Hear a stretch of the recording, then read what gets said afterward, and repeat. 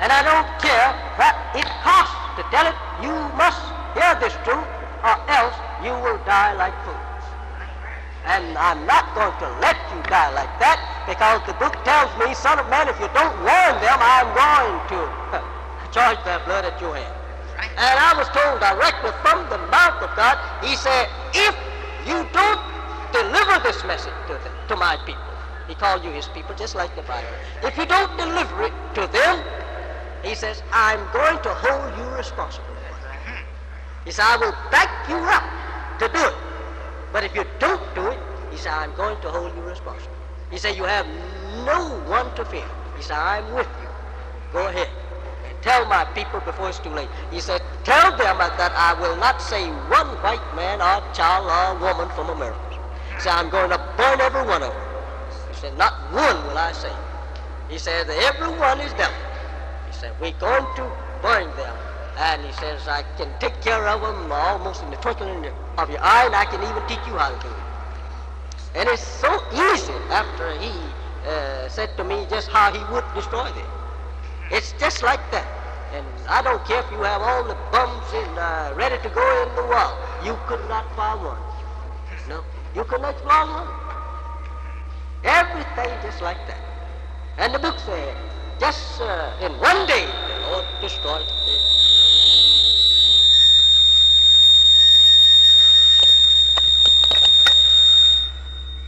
I wish this thing would hurt you.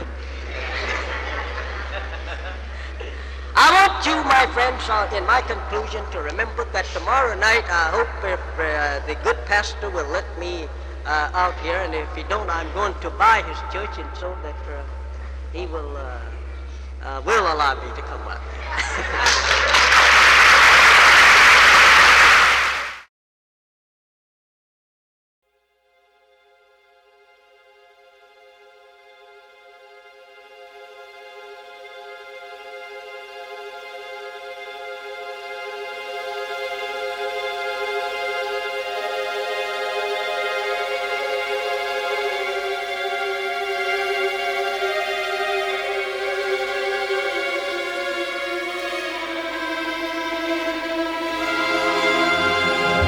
I don't want to waste any time.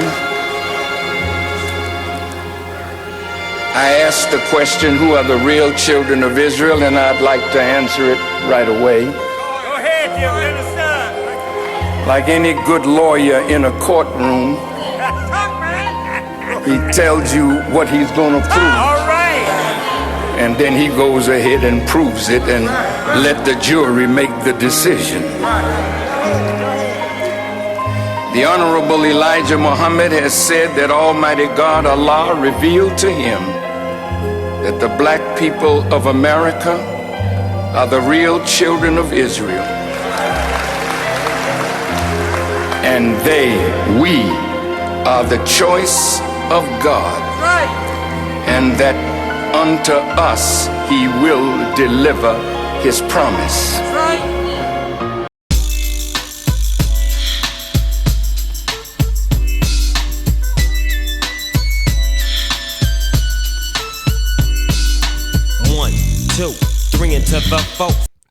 First and foremost, giving all honor and praise to the Creator of the heavens and the earth.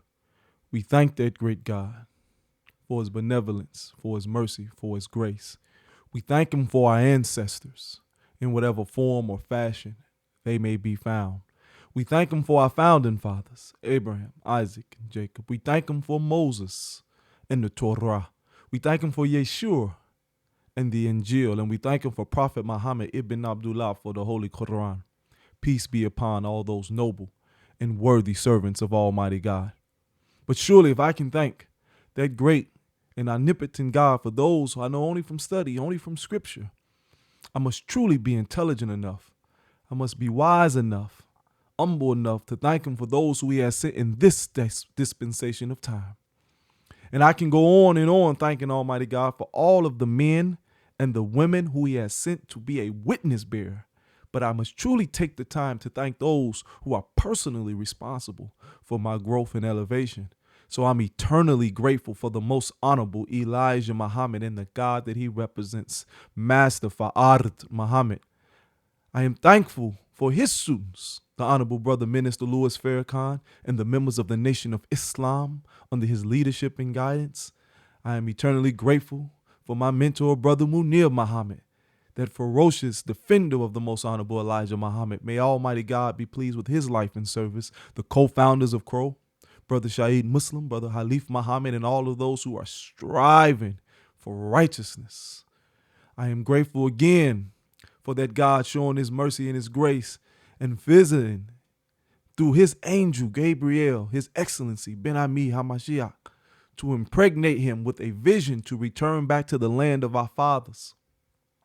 I am thankful for Nasik Shaliach, that great noble teacher, the one who taught us of prophecy and developed the school which we would learn that great historical context, the school of prophets, and stationed in Dimona, Israel, for hearing his excellency, Ben Ami, and joining on to him to establish the kingdom. And if those two were to have a spiritual child, it would most certainly be my father, Prince ICL Ben Israel, that great international ambassador. In those righteous and holy names, I greet you, my brothers and my sisters, in the words of peace. Shalom alaikum. Assalamu alaikum. Peace be unto you. As always, it's a privilege, a pleasure, an honor to be before you, to be able to disseminate truth in an authentic way, that we're not just intellectual masturbating, but we are articulating a message that is needed for this day and time, so that we can see the growth and development from our people, the elevation that will bring us out of this circumstance.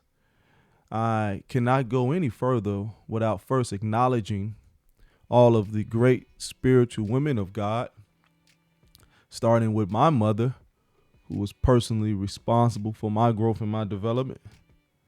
To her, I am forever grateful for laying the framework, the foundation, in which allowed me to be trained and taught by those great and noble men of God. I want to say for just a moment that this is going to be a great conversation that we're going to have today. So I encourage all of those who are listening to share this content right now, so that more people can hear the discussion that we're about to have, because it is a very needed and timely discussion. And I'm going to touch several things. Assalamu alaikum, my beloved brother. Always a pleasure and an honor. Always a pleasure and honor. Let me say this. Before I go any further, I want to take a moment to acknowledge my father, my example, my teacher. You know, he has touched so many lives, brothers and sisters. And I would be remiss in my duties and my responsibilities, who my father, who is turning 80, and we know that is such a milestone. Most of our revolutionaries, evolutionaries, don't make it to see 40. Don't make it to see 60, 50 in a lot of instances.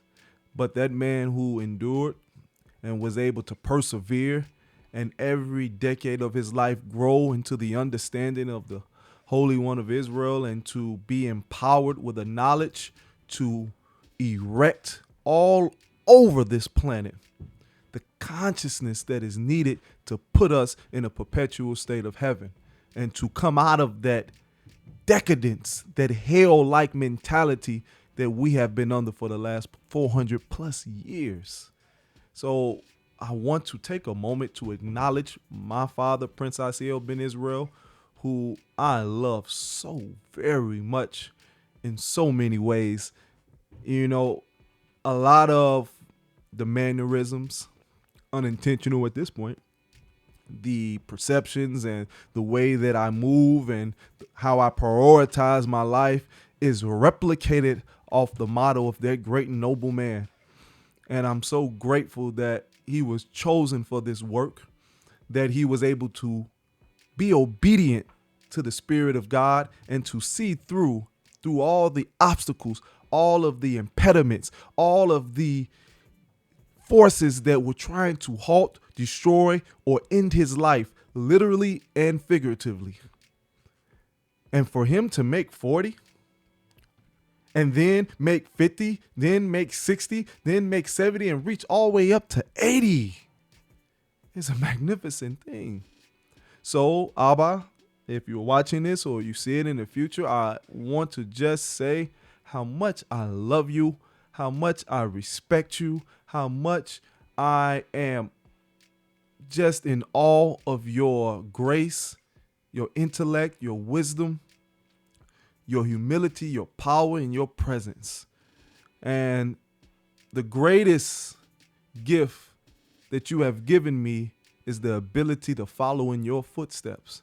So I pray that my life bears witness to the dedication and commitment to being a helper to you, who is a helper to God and his people. So I just want to take a moment to play a clip from several years ago that I had the privileged opportunity, thanks to my brother, friend, and mentor, Munir Muhammad, who allowed me to use his platform as a means to have a conversation with my father. And it was one of the first shows that I did live that I was able to host my father and be able to have a dialogue that not only that I was able to benefit, but whoever watched it was able to benefit from as well. And there's so much wisdom in his words, and so much power in his presence. I just wanted to share a brief moment, and may God continue to bless him and preserve him, and that if it's his will, he's here another 80 years.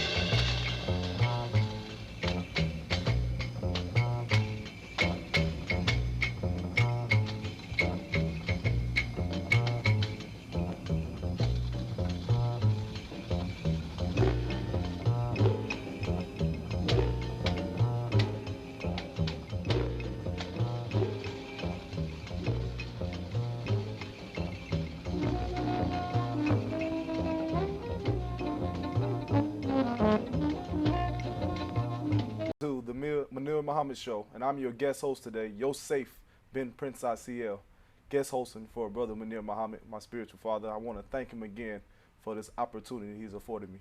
But today is a really special day for me, because not only do I get to interview a living legend amongst us, Prince ICL bin Israel, also my personal father. So I want to send the greetings. Abba. Thank you, sir. Pleasure, pleasure. Well, let's get right to it, because the element that's going on today, it's a lot of strife that we're seeing in the streets, especially here in Chicago.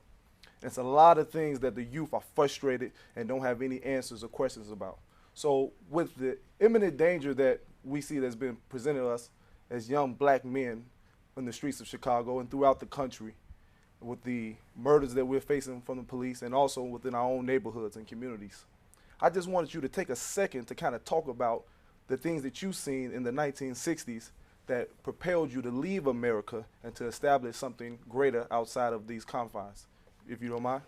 Don't mind at all. Let me first thank my beloved brother and friend, Brother Munir Muhammad and Crow family, for establishing this institution in the community and in America so that African people that are positive thinking and living can do it. And I want to start off first by giving all respect to the Honorable Elijah Muhammad, who planted the seed of freedom in us and said to many people throughout the world that many of his followers were not in the mosque, and that I just happened to be one of those men, one of those young men that was impacted by the messenger when he was speaking to our people in the 50s and the 60s. And had the opportunity to be inspired by his desire to do for self. And so when I realized that that was another way that he had introduced us to, and that was to begin to live according to that which was in us, that we were the gods inside of us, not a God in the sky, not a devil under the ground, but he identified those beings that were walking above the earth that was both negative and positive. And so he was inspiring black people to know that they were gods and that they were the descendants of gods, and not in no altruistic sense, but in a sense that there was nobody better at doing for you than you. Yes, sir. And his message of do for self became clear. And so when I realized that, and when I saw the newspaper Muhammad Speaks, and I saw the globe, and I saw the world, and I saw those two hands reaching across the ocean to each other, I knew that our destiny was not only in America, but it was on this planet. And one of the things that was taught to us, that you make friends in all walks of life so that you would have an opportunity to go anywhere and be respected. And so what I tried to do as a young man was to find those things that would make me be somebody that somebody could respect, first by my appearance. He taught us how to look neat and clean and dress appropriately so that wherever we went, people would see first how we appeared. Yes. And that was what made me begin to look at myself and begin to well-groom myself. And those were the things that I tried to establish. Now, having said that, what I decided to do was not just be a man that was conscious about the people that I cared about. I wanted to care about the people that wanted to care about themselves. And so one of the things that I did is I began to know Muslims, Yes, sir. Christians, nationalists, black men, brown men, white men, so that I could see the human element in all of us that we could identify with, which is what the messenger was saying. The Quran taught us that I made you different, not to make controversy with each other, but to get to know each other. Yes, sir. And so that, for me, was how to begin to develop myself. Because I grew up in Chicago at a time when there were plenty of gangs all throughout this city. But there was another kind of respect. It wasn't for the sake of murder that you were fighting. It wasn't for the sake of money that you were fighting, but it was for the sake of securing a piece of territory that you could do the very best you could. So we had pride in opening up stores. We had pride in opening up cleaners. We had pride in opening up those things that reflected us as human beings. And so then there was a degeneration. When I began to study the Bible and the Quran and history, I realized that you had to have a plan in order to control the people. When I realized that there were millions of us living in the United States, and our history started in this country with that of chattel slavery, I needed to understand, how did we fall so low if we were the original man and woman to a point where others who were less than us was controlling us? And so I began to research and do the study. And what I did, the first thing I did, I wanted to hear what the Honorable Elijah Muhammad had to say about that. And I began my... Man, I almost was going to play the whole interview. I hear my father and I get emotional because, you know, you have men like that you can look up to and admire. And for majority of the planet is somebody that either already made transition or somebody that they will never get the chance to meet. But to have someone like that in your life, to be your personal teacher, to be your brother, to be your friend, to be your guide and your confidant, to be your father. I mean, it's a gift that, you know, I'm forever grateful for. So I just want to thank you, Abba. Let me say this, though. See, your brother has done work on self, you know, not to get emotional.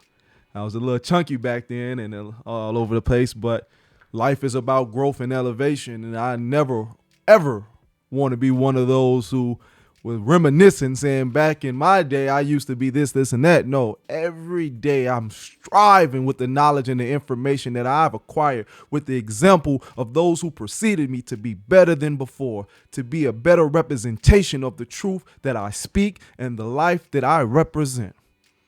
So again, I'm not coming from a perspective of somebody who hasn't first done self-work. I haven't neglected the process of self-development internally, externally, before I would even have the audacity to speak to my people with any sense of authority. I only speak from what I know to be true, from what I've applied and seen the benefits. I don't speak from conjecture. I don't speak from opinion. I don't speak from hypothesis. And that was taught from my father. So thank you again, Abba.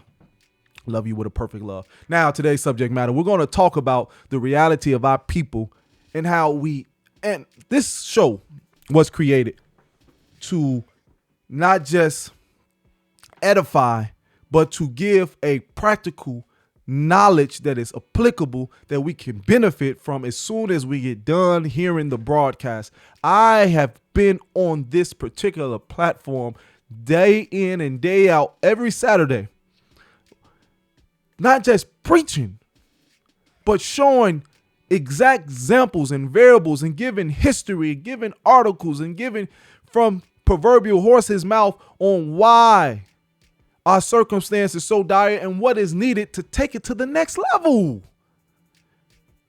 And I've been showing you over and over again that a people who has no reason to change, that it's not in their nature to change, will never change. And time doesn't change a person. Guilt really doesn't even change a person. Understanding, acceptance, and the desire to change is what produces that growth. And when there's no desire to change on both sides, there will be no change. And I said, and that brings me to the point of today. We celebrate and we play too much. We refuse to take our lives serious, and because we don't take our lives serious, we're losing our lives each day and every day. Even if we're physically walking around, we're so removed from the reality of creating and producing something that is conducive to a people who want to promote justice and life and peace that we might as well be physically dead. We seen this week in the case of our dear brother George Floyd and Derek Chauvin, that he was by the jury found guilty on our charges. I'm not going to get into the charges, second-degree murder, manslaughter, and all those things, which were light, because we seen for those 9 minutes a man intentionally and directly try to kill another man. It was his sole purpose and intention. It was nothing It was nothing that would even seem that ambiguity was in the equation. Nothing was ambiguous about it at all. It was direct. But because we're so used to white people, not just police officers, but doing whatever they want to us for hundreds of years, that we finally get someone convicted, that we go into celebratory mode. We go into celebratory mode. We excuse the millions of dollars that were put up for his defense. We excuse the collaborative effort that was given to him and the support that was shown by not just other police officers, but by white people in general, not just here in America, but throughout the planet, whether it be athletes that a lot of us look up to. I read other day that Brett Favre said he couldn't fathom the thought that Derek Chauvin intentionally tried to kill George Floyd. What the hell was you looking at? What were you watching? If somebody presses their whole body weight on someone's neck and their spine, their back, has his face pressed up against the concrete for almost 10 minutes, what do you think the result would be? Because they have done such a magnificent job at depicting us as animals, as savages, as not worthy of the breath that we breathe. Even we, to a certain extent, fall victim of that socialization and don't believe that we deserve life.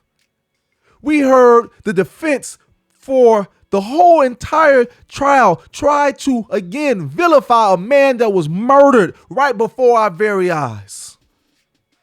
said well he was on drugs, said that he was a criminal trying to counterfeit some money, said well he died from the carbon monoxide, anything, throwing the proverbial fecal matter against the wall to see what sticks. And we celebrate as if that wasn't going to be the instance or the case. They had to have a white sacrifice. Hell, listen, I've been telling you, white people don't have a problem sacrificing other white people at their benefit. At their benefit. You got to realize they've been killing and fighting each other since the entirety of their existence. They understand that is a spirit that is rising amongst the black people here in America and throughout the planet, that it will reach a point that enough will be enough, that they won't just be able to excite and incite the energy of revolution, but they will be able to sustain it. They know it'll get to a point that it'll be enough serious black men and women that they won't go back to twerking. They won't go back to dancing. They won't go back to partying. They won't go back to white stores and Gucci stores and looting and all that stuff. That they're going to enact justice by all means. And that day is what they're afraid of. You don't know your history, but they do. They know the story of Haiti. They know the story of the Black Seminoles and the Maroons. They know these black people who did not give a damn about anything but acquiring their justice and their freedom. They know that. They know their inception here in America and anywhere that original people have, that they go and kill and murder and maim without any regard. When the original black people in this land was asking those first conquistadors from Spain and Portugal, why are you murdering? Why are you killing us? We give you whatever you want.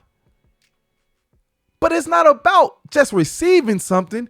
It's not about fairness. It's about domination. And when you don't understand that, you miss the whole premise. And so that's why as soon as that verdict was given,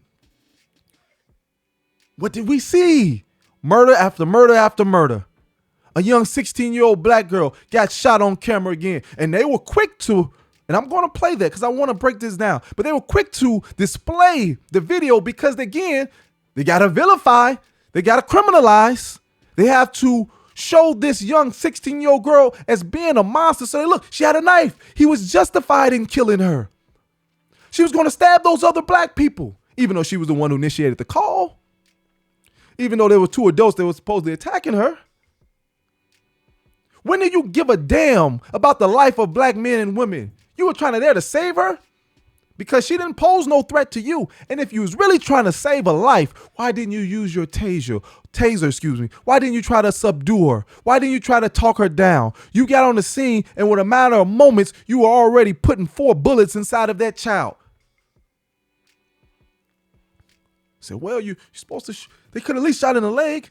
Well, they're trained to shoot center mass, especially if they see it as a threat. And guess what? Every black person is a threat. Shalom, shalom, my beloved brother. I thank you, sir. I truly do. So I'm having this conversation today is because it's, and I really want us to understand, because things are getting more bleak, they're getting more dire, and we're getting confused because there's a lot going on in the world, and it'll confuse you. That's by intention. That's by design. Don't think that the world is just chaotic and it's not people that's pulling the strings, because the more that we're confused, the more that we're distracted, the more our attention is drawn in other places and other areas, the easier it is to dominate, control, maim, murder, and kill our people. To keep you so fractionalized, not just with your other brothers and sisters, but within yourself, that you question and doubt yourself to the point that you're not able to make a logical decision based on your well-being.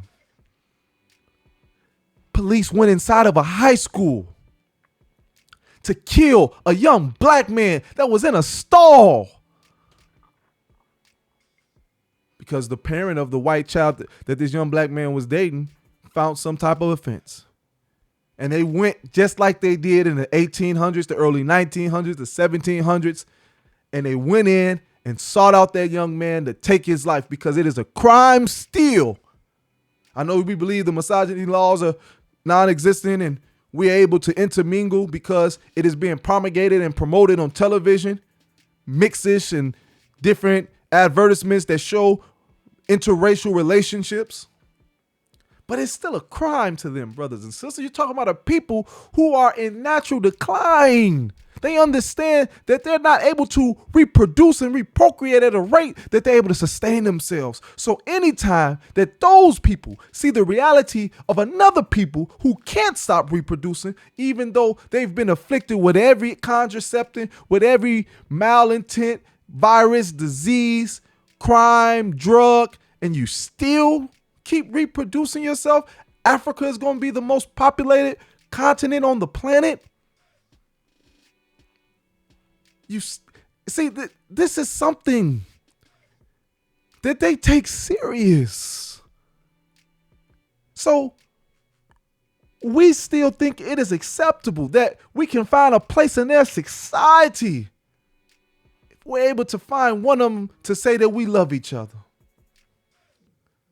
that we can sleep with them and have sexual access. I'm not getting that conversation today, but I want to show you how our decisions, the lack of training, the lack of teaching, puts us in a position where we're going to ultimately lose our lives. You are in a war, brothers and sisters. You are in a war. And if you don't understand that and you don't accept that, this is going to happen perpetually. I do commend my brothers and sisters who are now, when these circumstances arise, they're going to police officers' house. They're going to these different individuals' houses and showing themselves to be serious. But it's going to be a step even further than that, because not only do you need to go in these particular neighborhoods for a moment and show your presence, you got to show your presence in the neighborhoods that you reside in currently. Take back the block, literally. Take back the block, literally. There should be nobody in our communities, if we're serious about ourselves, that are from the outside that causing pain and inflicting pain inside. You're right. You don't produce drugs. You don't produce guns. We understand that inculcated in the system is the distribution of those insidious things that have been a destructive force within our communities. But hell, we don't have to accept them anymore either. We are intelligent enough. We are knowledgeable enough. We have enough information. We have enough experience that we can reject these things. You don't have to pimp your own brothers and sisters. I was watching the show the other night, Godfather of Harlem, and it's an interesting show. It's, you know, I never like how they depict the Nation of Islam, the Most Honorable Elijah Muhammad, and these things. But even outside of that, because that's a whole nother conversation that we can go into, I'm looking at a man that they're glorifying, and Bump did some good things. I'm not taking it away from him, but I'm seeing what they're talking about. They said, hey, we need to control the heroin in the communities. If the Italians are gonna sell it to our people, we might as well cut them out and make the money off of it. Not that we need to get this junk out of our communities, that we're poisoning and we're killing our people. No, let us make the money and the profit off of it, and then let the chips fall where they may. See, that's another thing we got to take into consideration. No, cross it out. We past need to take into consideration. We have to take into implementation that we cannot have behaviors that is destructive to ourselves and to our brothers and sisters. That got to be cut out now. That has to be cut out now, because you are in a world that has been created, been concocted for your detriment. You cannot replicate, you cannot imitate, you cannot emulate the very world that we know that was created and concocted for our destruction. We can't do the same damn things that they've been doing to us. All that behavior needs to be cut out completely. I told you before on this platform that one of the greatest tools or weapons of mass destruction that white supremacy has used against any people when trying to control or take them over in warfare has been drugs. What the hell are we still doing and using drugs for? Oh yeah, because we want to escape the current circumstance. We want to escape the reality. We want to party. We want to celebrate. We want to do anything to take our mind off our present state and our current reality. I understand it. But it's time out for that, because that doesn't produce no change. That doesn't create an environment that we can actually reverse these impediments and produce this new world. Men, you have to step up. And I've been preaching and teaching, and to the best of my ability, showing the reality there. But guess what? Women, I ain't leaving you off the hook either. You have to step up. You have to get back into being a woman again, understanding the process of family and being a wife again, because the family is the foundation for any people, for any nation. And so to have a husband, you're going to have to learn how to be a wife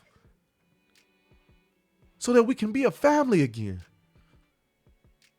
But if all your energy is being channeled into dancing and showing off and bearing your wares, what the hell is going to be done from that? What's going to be produced from that?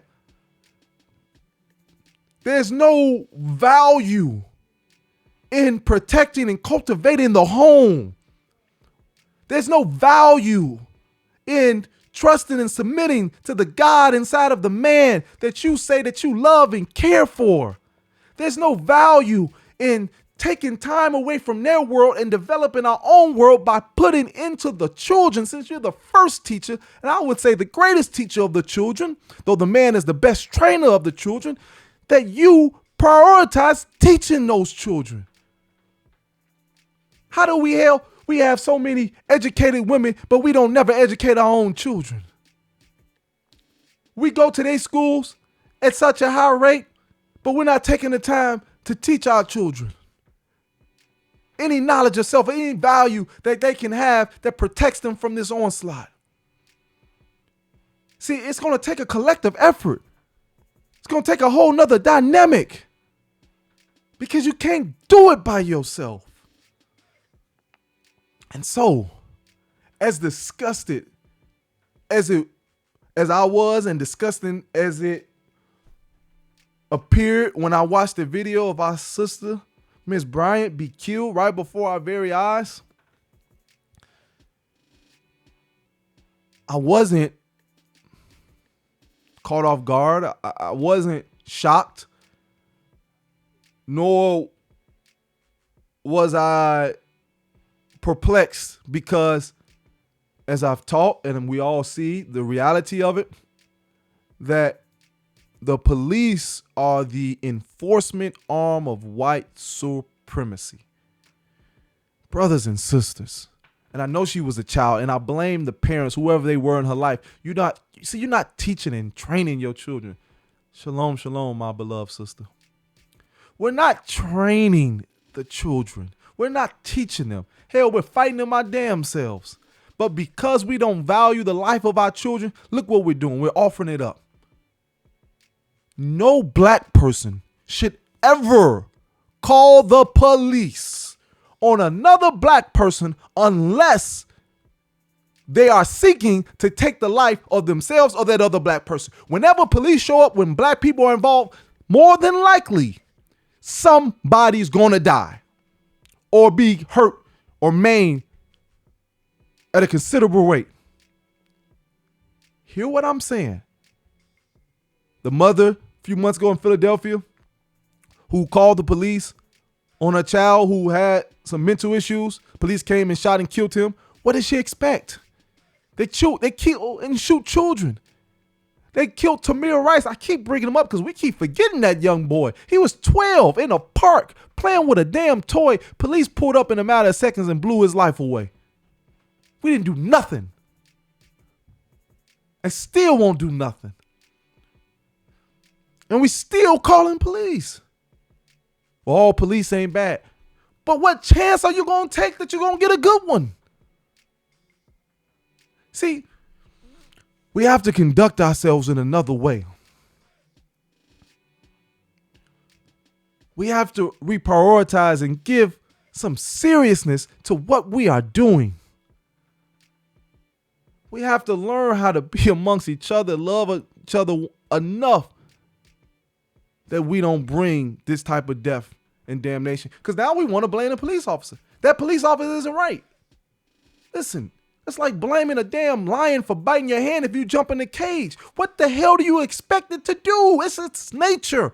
We're not talking about hate teaching right now. We're not talking about reverse racism. See, I don't have hate for nobody. I love myself to even entertain the thought of hate, irregardless to what people think of me. But I love myself enough to be intelligent enough to identify the characteristics and the attributes of said person or persons that I know how to appropriately conduct myself around them or to even let them around me, period. Hell, I don't care who you are. If you have the propensity or the high probability of causing me harm, chances are you won't get a chance to be around me. At least not with my consent. The hell I look like calling police, knowing well, hell, you dress suits, your stuff isn't. So what? You clean cut. You're known in the city. You know politicians and aldermen and different places. So what? I just got to get that one who doesn't know me or who does know me and say, hey, what? I don't like this nigga.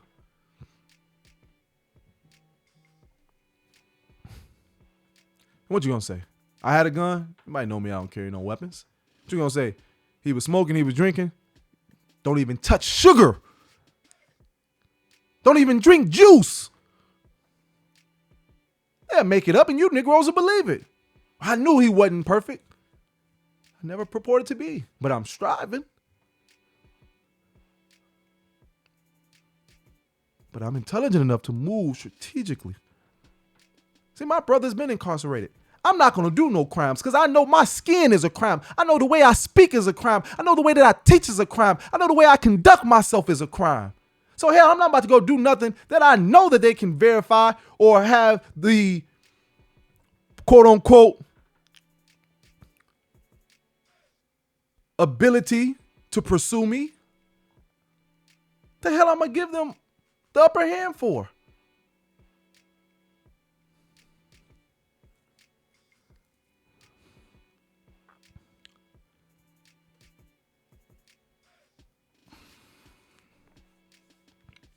I know we don't want to accept this reality because we want life to be a party. But celebrating prematurely and when it doesn't apply has cost us our lives. I say, brother, you too serious to be that young. What's my other alternative? Look at what we're up against. They poison the water, Flint and other major cities. They have, under the auspices of medicating us and vaccinating us, have some of the atrocious experimentation and eradication of our people.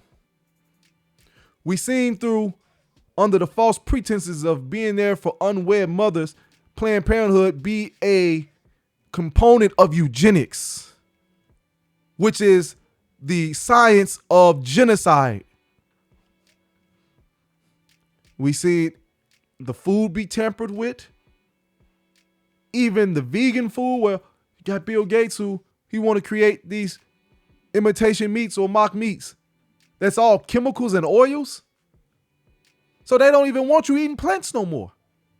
But don't you want this big juicy burger that's actually not a burger, it's plant-based,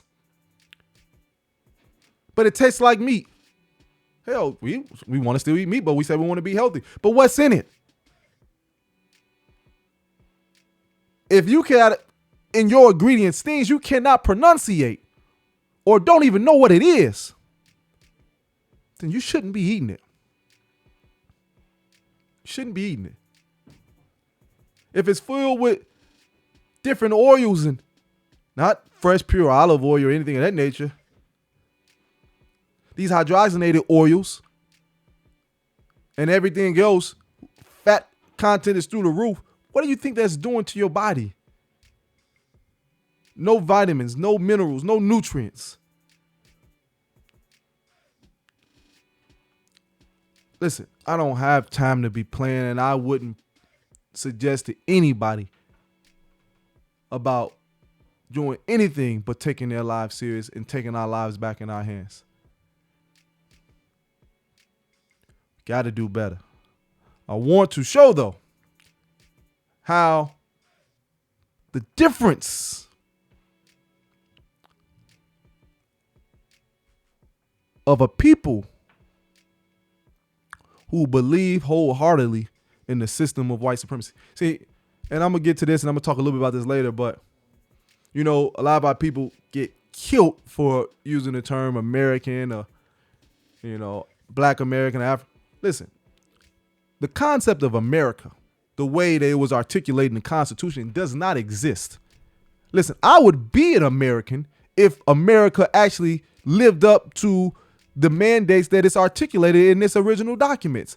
But because America doesn't exist, not the government of America or Europe or any, it's only white supremacy.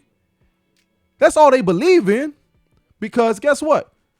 When those Confederates didn't see eye to eye with the Union, they went against quote unquote America and said we're going to establish our own country. Because they didn't like the form of white supremacy that was being implemented. Hell, you can make it more modern times. When Conor McGregor, that white Irish UFC fighter, had the celebrity fight with our brother Floyd Mayweather, you seen so-called white Americans ditch, quote unquote, the American flag. They didn't support the American athlete because he was a Negro. They went and grabbed Irish flags. Because it's not about, it's not about nationality to them. They go wherever they want to go. That's why the Most Honorable Elijah Muhammad said, hey, you more American than a so-called white man. Oh, it ain't so-called. He is the white man that purports to be American. Because you live closer to the ideals that this country supposedly built on than they do. There's no justice and equality for all. Life, liberty, and pursuit of happiness. No fairness, no protection under the laws. They're subjective. That's why they amend them and then they throw the Constitution out the window when that don't work for them. Justice Taney said so perfectly that there is not a right, a rule, a law that a black man has that a white man is bound to respect. We supreme over you. We believe not in America or Britain or France or wherever. We believe in white supremacy.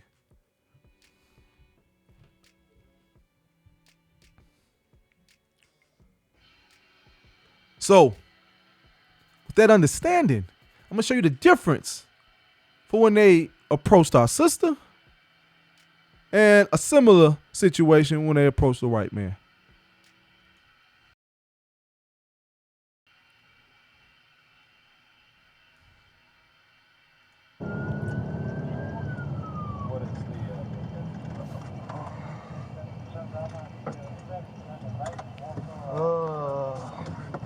Just a second.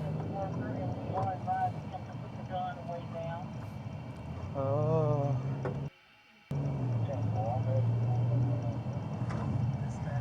there he is. I want you to listen to this now. Put the knife down. Put the knife down. Put it down. I've got one at gunpoint central. Put the knife down. Listen to all the talking that they do. Put it down. Hey, back up. He's not complying to command. Central is coming at us with a knife. Knife down. Listen to the officer, please. Knife down. Knife down.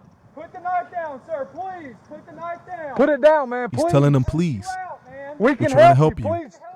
They're begging him now. Listen. Put it down. No. No. No. Now they're retreating. It's a man with a knife approaching them. They haven't shot one time. They get out the car and shoot you in the back. Shoot you in the car. Shoot children. Shoot a 16-year-old girl whose back was turned to them. Center mass 4 times. See, you in a war, whether you understand it or not. Put the knife down!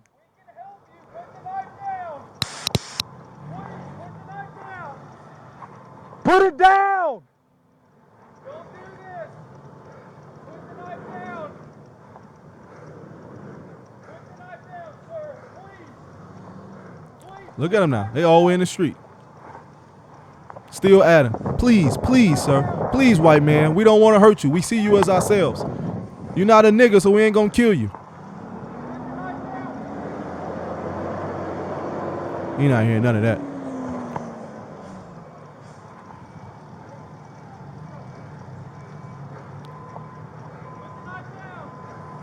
Put it down!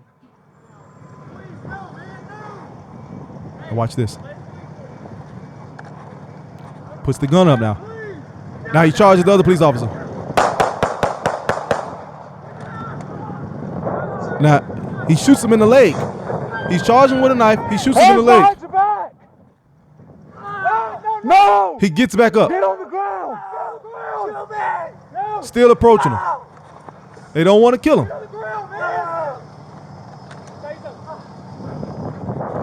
Now he gets the taser.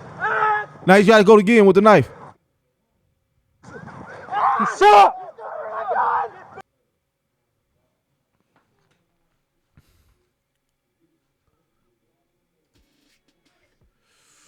Okay. You watching this stuff now, right?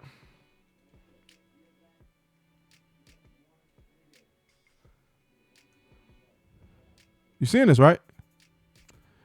Now I'm going to go and I'm going to play what they did to the sister.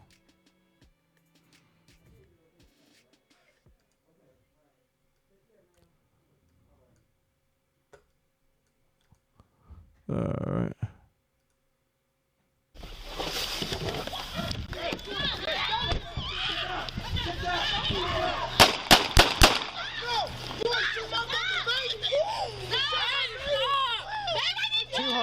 See the difference?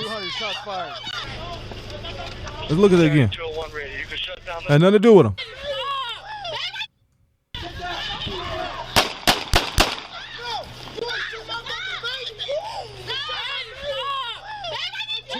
Shots fired. 200 shots fired.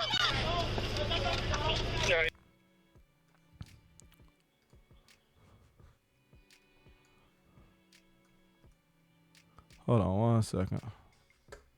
Let's exit that out. Now, that's a big difference, brothers and sisters. It's a big difference. Now, if we don't teach ourselves the reality of what's going on and then train our babies, protect them, guide them, give them structure, this is going to continue. See, we want to get pissed at everybody else, and rightfully so. But if we're not doing our part, what do we expect to happen? See, people don't want to watch this. They don't want to see the truth and the reality of these things. But somebody has to have this conversation. Somebody has to come forth and show the reality of what's been happening.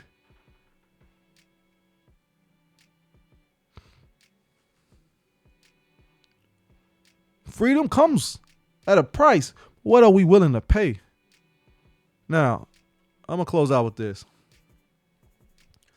I got this message was sent to me.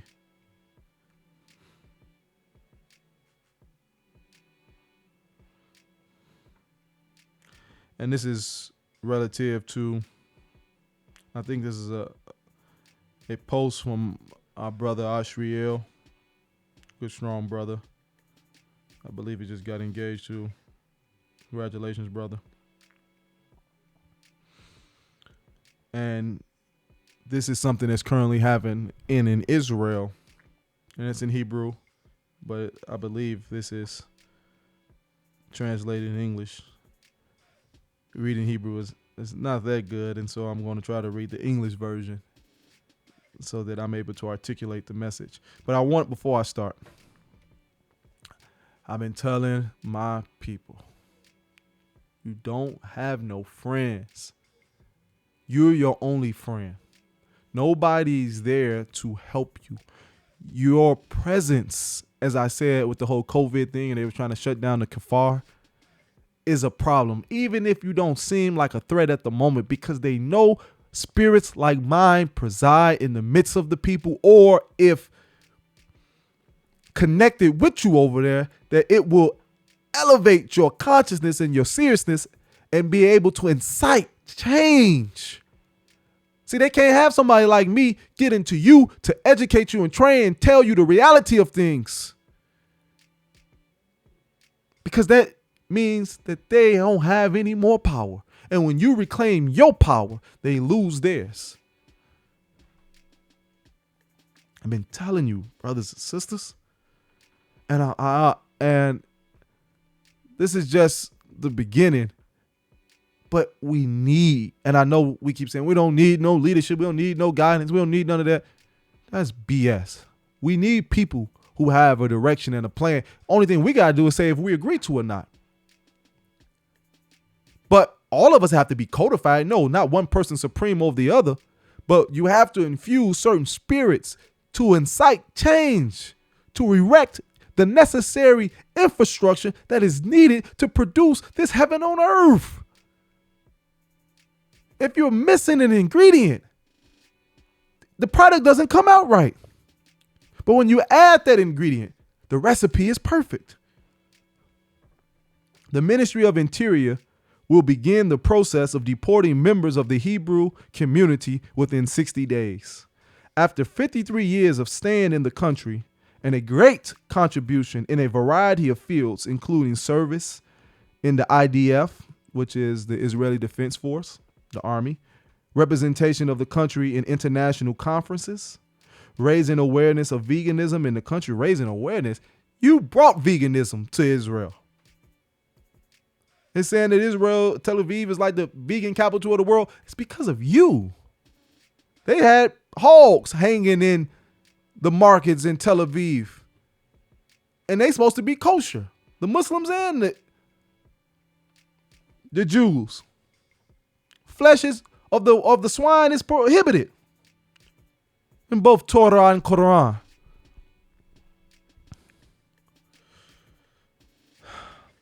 Developing the wilderness in Dimona and becoming a tourist city that is entrusted by hundreds of visitors a week to learn about the culture and tradition of the community, and attracted to many famous people. Among is the singer Whitney Houston, the liberty fighter Winnie Mandela, the basketball players like Amari Stoudemire, and entertainers such as Stevie Wonder. All but Amari Stoudemire was directly at the result of the international staff that was led by Prince ICL, who was such a great ambassador and representative of the kingdom and took the message of Ben Ami and Nasi Shalir all across the planet. It is possible that in 60 days, the duel of the words, the Hebrew community, will be just a memory. It is a community that since our immigration to Israel, we only sought to contribute as much as we could to the development of the country. We asked to integrate until we declared that we are an integral part of the nation of Israel. That's the point. Let me stop right there. You cannot, Israel does not exist under the pretense that you think it's just white supremacy. They don't believe in the God of Israel the way you see the God of Israel. They don't believe in the laws and the statutes of the Torah the way you've been taught the laws and the statutes of the Torah. They believe in white supremacy. That's why they had the law of return. But soon as black people started to use the law of return, guess what they did? They cut it off. Then they put contingencies on it, asterisks on it. They brought in Africans, but they brought them in just to pump up the false narrative that they're not a racist country. And then guess what they did? They sterilized hundreds of thousands of Sudanese, Eritreans, and Ethiopians, having them in remedial jobs, and severed their connection from their original homeland and culture. What the hell are we talking about? See, y'all want to play with it. I don't have no capitulation or no fears to nobody, so I can speak truth. The power was always in being yourself. And if they can't accept that, to hell with them. But if you were yourself long enough and you was able to endure, you'll be able to attract, like those people you named, on a greater magnitude, because we had African nations backing us. Winnie Mandela didn't just come to Israel. She came and said that you would be the Mecca of Africa, the spiritual center of Africa, this small community in the desert, in this radioactive city, outside of a nuclear plant, where they sent us to be destitute and to die off. We flourished and made it an oasis in the desert, bought grass into the desert and filled the parks. See, man, either you don't know your history, or you forgot your history, or you just don't care. It's too hard to fight for self and to be free. You say, hell, just make me an Israeli. Don't exist. Not the way you think. Thought you were going to be treated fairly or equal because you hold an Israeli passport? Because you can go without the country because you can speak Hebrew? Absolutely not. They still see us as niggas here, and we literally built this country. See, we added over there, but we built this place, and see how we still treated 400 plus years. What you thought they was going to do over there in a military state like that, when the prime minister, who is fighting all of the terroristic forces that surrounds him, said that he will blow up Israel himself before he lets somebody else get to it? That don't sound like a man who's lifting up the God of life and creation. That sounds like somebody who's hell bent on destroying.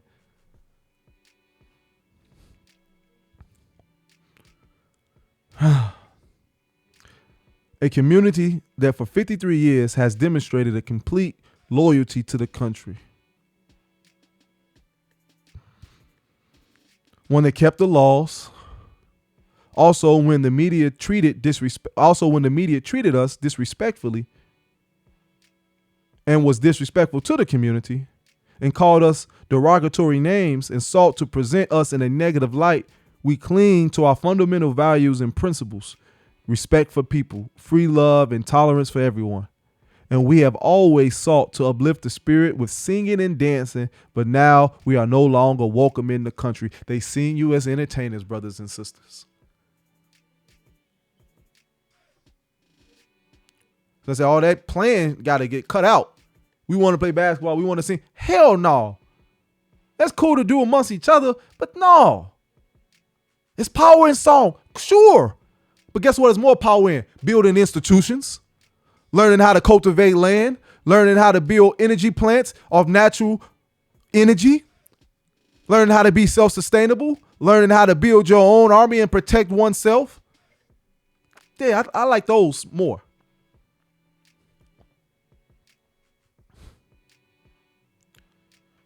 Instead of relegating the status of the community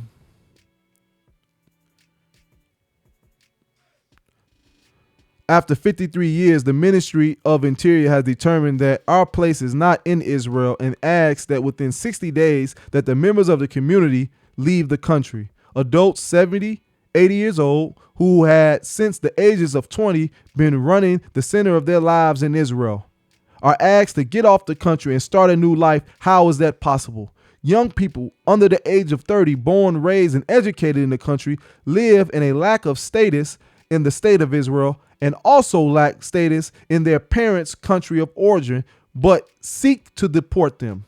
And my question is, where? What about a little bit of humanitarianism? So I believe this is from the perspective of Ashriel. I'll do my further due diligence. But brother, if you did write this or whoever wrote this, you're not seen as a human. You have to understand that. You're seen as a commodity. You're seen as a form of entertainment. You're seen as everything else but equal. Even if you're in a situation where they seem friendly. Hell, the British were some of the most polite and most etiquette-filled people you can find on the planet of Europeans. But look what they did to the planet. Don't disrespect yourself by confusing politeness with peace.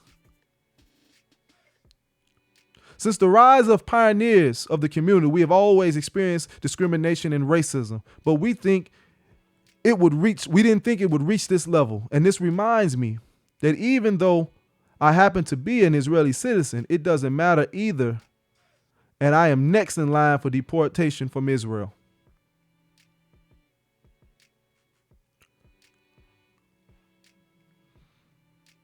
Listen to this. You're absolutely right, brother. Or they'll take you out. So I believe this is from the perspective of Ashriel. On 1969, when the pioneers of the community who immigrated to Israel were welcomed under the Sabbath law, also received Israeli citizenship, But when they changed the law in 1970, like I said, the law of return,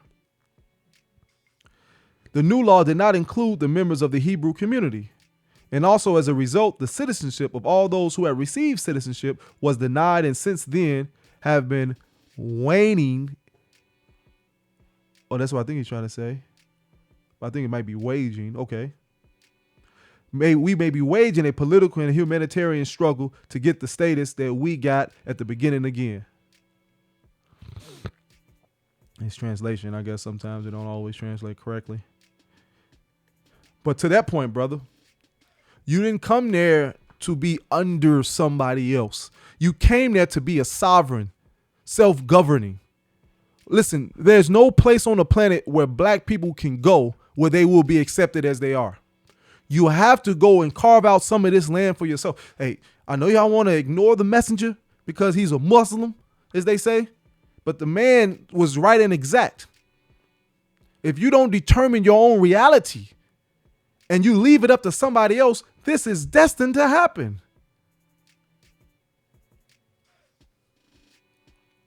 It is true that I took a part in every organization framework of cultivating young Israeli leadership when I was young. And it is true that I honorably served the country as a young ambassador in a variety of international conferences in different countries of the world. It is also true that I proudly served the country for 3 years in the IDF and studied governance and diplomacy at the Interdisciplinary Center in Herzliya, with the aim of representing Israel in the future.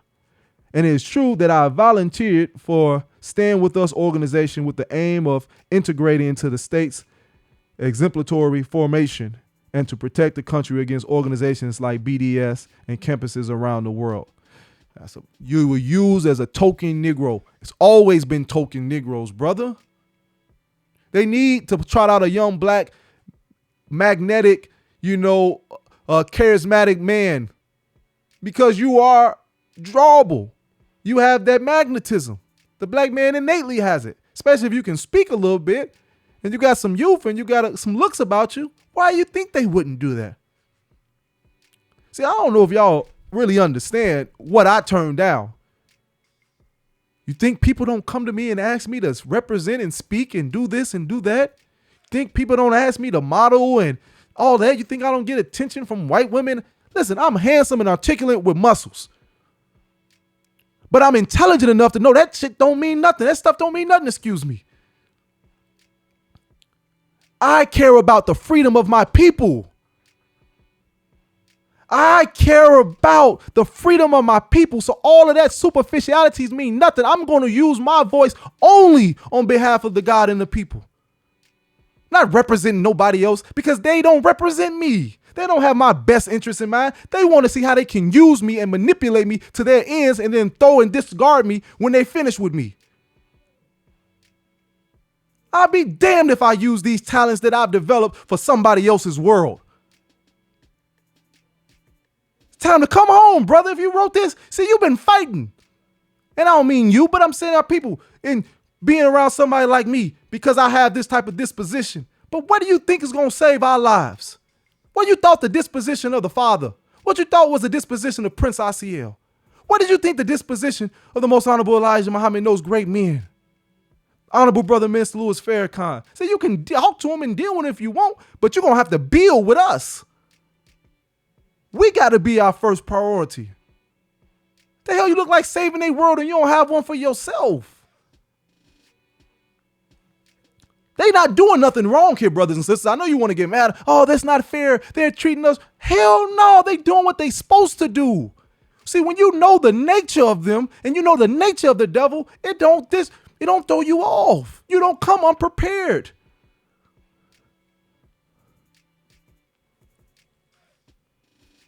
It is also true that I participated in the race for 1 million to bring difficulties of my community to the public's knowledge that what to do and what to do. The absolute majority of the public just don't really know what's going on with us. That's also not true. They just don't care. See, we got to stop thinking that white people don't know what the hell is going on with our people. Who do you think perpetuates this state? I was just telling the other day, I said, hey, yeah, we do some harm to ourselves, but guess what? When we didn't do it, they were still there. The reason drugs are infesting our communities, guns, is because an outside force brings them in there and takes advantage of our ignorance and our manipulation and our loss of knowledge of self. Hell, when you look at post-Reconstruction in America, when we had, and I spoke about this, Tulsa, Oklahoma, Rosewood, Wilmington, Delaware, we can go on and down the list. What did they do? They came in and bombed, murdered. The MOVE organization in Philadelphia in the 80s, they bombed a city block in a major market city. They weren't the aggressors. They just didn't let white people and police officers come into their compound. And that was too threatening alone. Just remind you of somebody? It was like us, said we didn't have guns. In the community, we wouldn't let you come in. They had to destroy that. Shalom, shalom, my brothers. I'm saying, they know, they participate, and they promote it. We don't know. You're the only one who doesn't know who you are and what you're actually up under. Everything is true, but it's also true that in a country where my community members are not welcome, I am no exception. You're absolutely correct. And when the goal is to kick us out of the state of Israel, then the decision to deny my citizenship is also not imaginary. But don't I need to be denied citizenship? I will be ready to give up citizenship and be a candidate for the deportation in 2 months together with my community members. My peace is like my nation, and the fate of my people is my destiny. There's a real chance that I will have to say goodbye to my beloved land Israel in less than 60 days. And if it be the will, and if it will be my faith, then I will do it heroically. And I, with my head held high, will remember and know all the good I received from the nation of Israel for my 30 years of life in the country.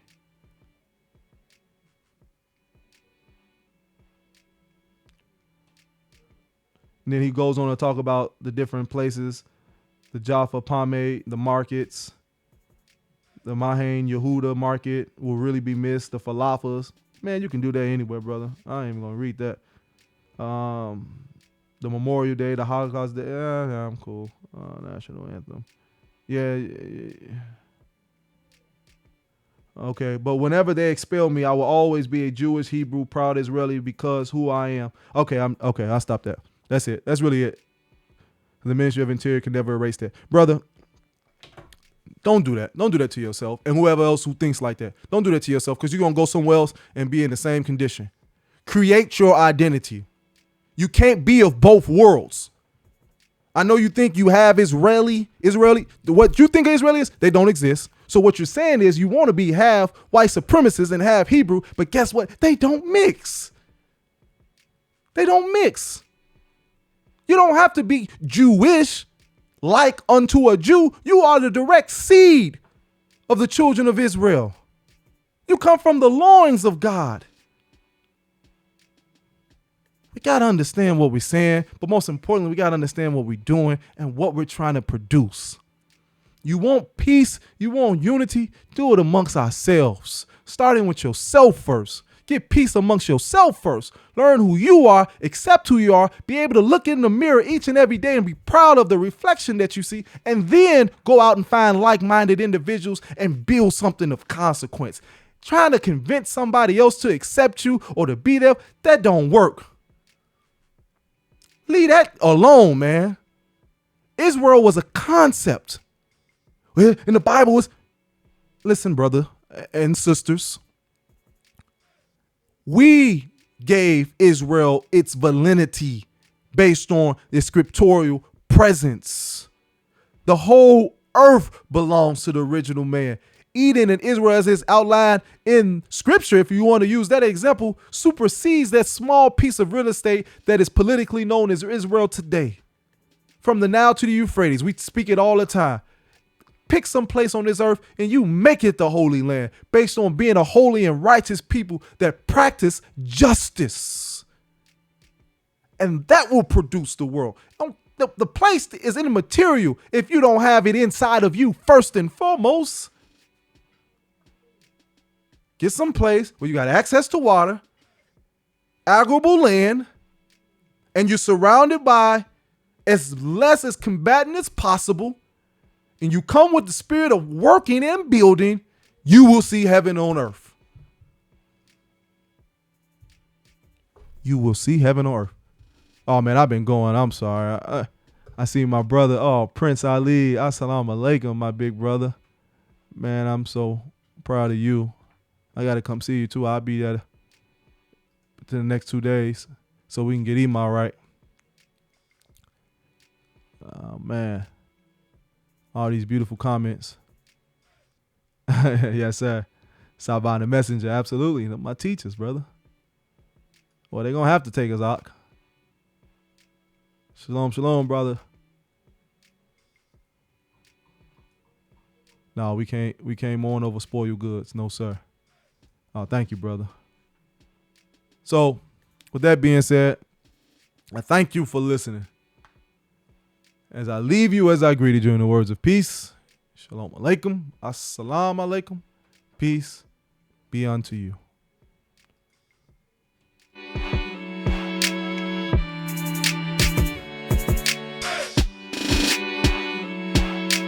Remember, before I close out, a new world means a new world, meaning it doesn't exist. I know we were taught that we would inherit the houses that enemy built. No, we're going to have to build our houses, meaning we're going to have to build our world. There's no shame in that. We did it for everybody else. Now it's time to do it for ourselves. Peace and blessings.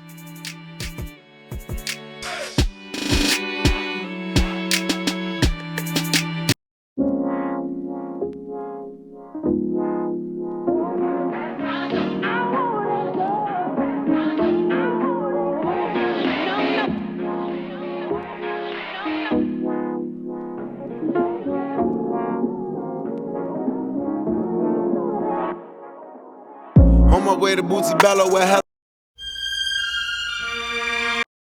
And this is what it feels like.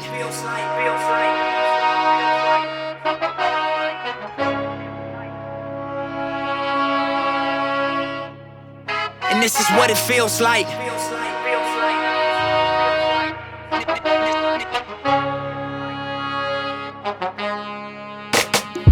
Look, the only reason I survive 'cause a nigga is